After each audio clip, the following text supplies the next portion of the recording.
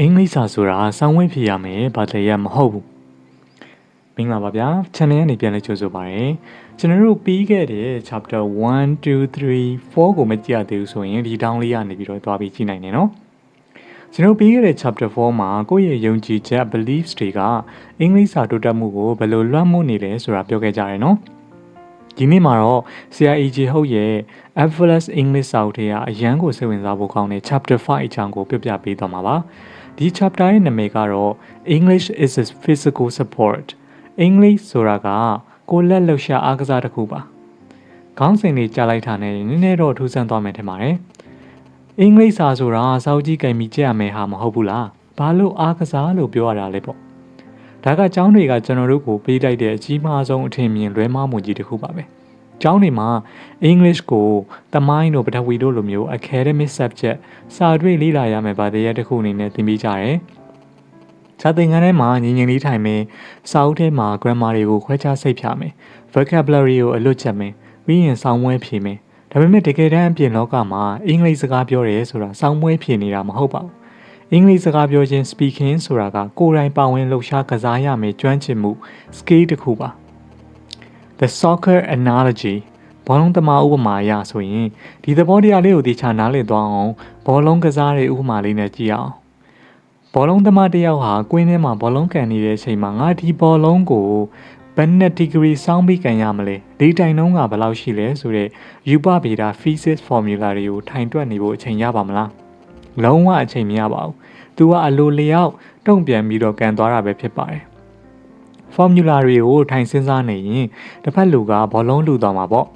အင်္ဂလိပ်စကားပြောတဲ့အခါမှာလည်းအတူတူပါပဲတကယ်စကားပြောတဲ့အခြေအနေဆိုတာအယမ်းမြန်ပြီးကြိုတင်ခံမှန်းလို့မရပါဘူး unpredictable တစ်ဖက်လူကဘာမေးမလဲဆိုတာကိုမသိသလိုကိုကလည်းချက်ချင်းနားလည်ပြီးချက်ချင်းပြန်ဖြေနိုင်ဖို့လိုပါတယ်အဲ့ဒီလိုအချိန်ကြာမှာငါ present perfect tense သုံးရမလား verb ကို s ထည့်ရမလားဆိုတဲ့ grammar formula တွေကိုခေါင်းထဲမှာလိုက်ရှာနေဖို့အချိန်မရှိပါဘူးစကားပြောဖို့အတွက် grammar တွေကိုထိုင်ကျက်နေတာဟာဘောလုံးသမားကဘောလုံးကန်ဖို့အတွက်ယူပဗေဒ physics formula တွေကိုထိုင်ကျက်နေတာနဲ့အတူတူပါပဲတကယ်တမ်းခွင်းထဲရောက်ရင်ဘာမှအသုံးဝင်မှာမဟုတ်ပါဘူးဒါကြောင့် AJ ကပြောတာပါအင်္ဂလိပ်စာကို study လေ့လာမနေပါနဲ့ play ကစားပါတဲ့ total physical response ကိုယ်လက်လှုပ်ရှားမှုနဲ့လေ့ကျင့်ခြင်းကဲ play ကစားပါလို့ပြောတဲ့နေရာမှာစိတ်ကူးထဲကနေကစားခိုင်းတာမဟုတ်ပါဘူးတကယ်ကိုခန္ဓာကိုယ်ကိုအသုံးပြုပြီးကစားခိုင်းတာပါခလေးလေးတွေစကားစပြောတက်လာတဲ့အချိန်ကိုသတိထားကြည့်ဘူးလားမိဘတွေကခလေးတွေကိုစကားသင်ပေးရင်လာပါအောင်လို့ပြောရင်ခြေဟန်လက်ဟန်နဲ့ခေါ်ကြတယ်ခလေးကအဲ့ဒီလှုပ်ရှားမှုကိုကြည့်ပြီးတော့စကားလုံးရဲ့အဓိပ္ပာယ်ကိုနားလည်သွားတယ်ဒါကို St. Joe's တက္ကသိုလ်ကစိတ်ပညာရှင် Dr. James Asher က Total Physical Response လို့နာမည်ပေးထားတယ်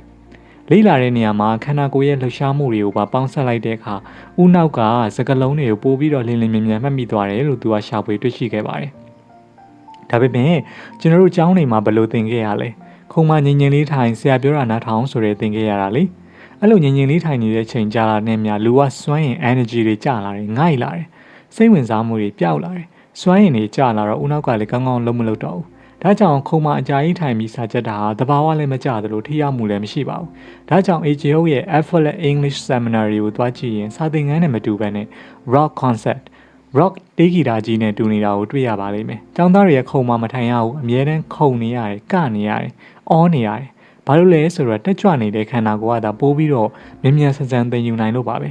။ Action vocabulary လှုပ်ရှားမှုတွေနဲ့စလုံးတွေကြက်တဲ့နည်း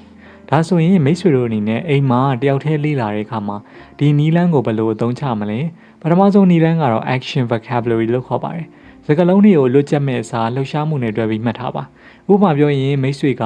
to proclaim လူအများသိအောင်ကျယ်လောင်စွာကြေညာတယ်ဆိုတဲ့စကားလုံးကိုမှတ်ချင်တယ်ဆိုပါစို့စာအုပ်ထဲမှာ to proclaim ကြေညာသည်ဆိုပြီးတော့အခါတရလောက်ချရေးနေမယ်စာမိတ်ဆွေရဲ့လက်နှစ်ဖက်ကိုဗစနားမှာ online ပုံစံလေးလုပ်လိုက်ပါပြီးရင် to proclaim ဆိုပြီးတော့အတန်ကြဲကြဲနဲ့អော်လိုက်ပါအဲ့ဒီလိုအတန်ကြဲကြဲអော်ပြီးတော့လှုပ်ရှားမှုနဲ့တွဲလှုပ်လိုက်တဲ့အခါမှာမိတ်ဆွေရဲ့ဦးနောက်ထဲမှာအဲ့ဒီစကားလုံးနဲ့ပတ်သက်ပြီးတော့မှတ်ဉာဏ်အရန်ကိုနှဆိုင်သွားပါတယ်တာမန်ချက်တာတဲ့အစာပေါင်းများစွာလည်းမိမသွားတော့ပါဘူး mobile learning and playful attitude လမ်းလျှောက်ရင်းလေးလာပါခလေးလိုပြောနေပါနောက်ထပ်လွယ်ကူတဲ့နည်းလမ်းတစ်ခုကတော့လမ်းလျှောက်ရင်းအင်္ဂလိပ်စာနားထောင်ပါ walk while learning English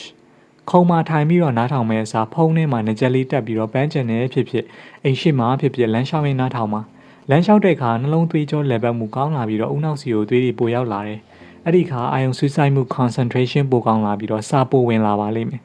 တကယ်လို့အိမ်ထဲမှာပဲထိုင်ပြီးလုပ်ရမယ်ဆိုရင်တော့မိနစ်20-30လောက်ကြာတိုင်း energy break စွမ်းအင်ဖြည့်အနားယူချိန်ခဏယူပါတချင်မြူးမြူးလေးတစ်ပုတ်ဖွင့်ပြီးတော့2မိနစ်လောက်ကခုန်လိုက်ပါခန္ဓာကိုယ်ကိုစန့်ထုတ်လိုက်ပါပြီးမှစပြန်လုပ်ပါအဓိကကတော့ကလေးလေးတွေကစားတယ်လို့မျိုး playful attitude ပျော်ရွှင်စွာကစားလို့တဲ့စိတ်ကိုဝင်းမြူဖို့ပါပဲကလေးတွေကဘာလို့အသစ်ဆန်းတွေကိုမြန်တက်လဲဆိုတော့သူတို့ကအရာရာကိုကစားစရာလို့မြင်ပြီးတော့ပျော်ရွှင်ရွှင်သင်ယူကြလို့ပါကျွန်တော်တို့လူကြီးတွေလည်းအဲ့ဒီလိုပျော်ပျော်ရွှင်ရွှင်တက်ကြွကြွလေးလာမှသာအောင်မြင်မှာဖြစ်ပါတယ်မိကုန်းချုပ်အနေနဲ့ပြောရရင်အင်္ဂလိပ်စာဆိုတာစပွဲကုံမှာငြိမ်ငြိမ်လေးထိုင်ပြီးတော့မှတ်စုထုတ်ရမယ့်အရာမဟုတ်ပါဘူးအင်္ဂလိပ်စာဆိုတာကိုယ်လက်လှုပ်ရှားအားကစားတစ်ခု a physical support ပါဒါကြောင့်ဒီနေ့ကစပြီးတော့ vocabulary အသစ်တွေတွေ့ရင်လှုပ်ရှားမှု action တွေနဲ့တွဲမှတ်ပါလမ်းလျှောက်ရင်နားထောင်ပါစာလုံးနေရင်ပြင်းလာရင်ထခုံပါအတန်ထွက်ပြီးတော့အော်ပါဒီလိုတက်ကြွတဲ့ခန္ဓာကိုယ်လှုပ်ရှားမှုတွေကမိတ်ဆွေရဲ့စိတ်ခံစားချက်ကိုမြင့်တင်ပေးပြီးတော့အင်္ဂလိပ်စကားပြောစွမ်းရည်ကိုအမြန်ဆုံးတိုးတက်စေပါလိမ့်မယ်ကဲခုဆိုရင်ကျွန်တော်တို့ Effortless English က psychology စိတ်ပညာပိုင်းဆိုင်ရာအခြေခံအုတ်မြစ်တွေကိုကောင်းကောင်းနားလည်သွားလောက်ပြီးထင်ပါတယ်နောက်ဗီဒီယို chapter 6မှာတော့ဒီ engine ကြီးလည်ပတ်ဖို့အတွက်အရေးအကြီးဆုံးလောင်စာဆီဖြစ်တဲ့ goals ဒီမှန်ချက်ပိုင်းနိုင်တွေကိုဘယ်လိုသတ်မှတ်မလဲဆိုတာဆက်လက်ပြီးတော့ပြပြပေးသွားပါမယ်ဒီဗီဒီယိုလေးတွေကလှုပ်ရှားမှုနဲ့စာချက်တဲ့ action vocabulary နည်းလမ်းတွေကိုလက်တွေ့စမ်းကြည့်ဖို့မမေ့နဲ့နော်စမ်းသပ်ပြီးဘယ်လိုထူးခြားမှုရှိလဲဆိုတာကိုလည်း comment မှာလာရောက်မျှဝေပေးဖို့ဖိတ်ခေါ်ပါရစေအားလုံးပဲပျော်ရွှင်စွာနဲ့အင်္ဂလိပ်စာကိုလေ့လာနိုင်ကြပါစေခင်ဗျာIf you are new here, don't forget to subscribe to my YouTube channel. I will see you in the next video.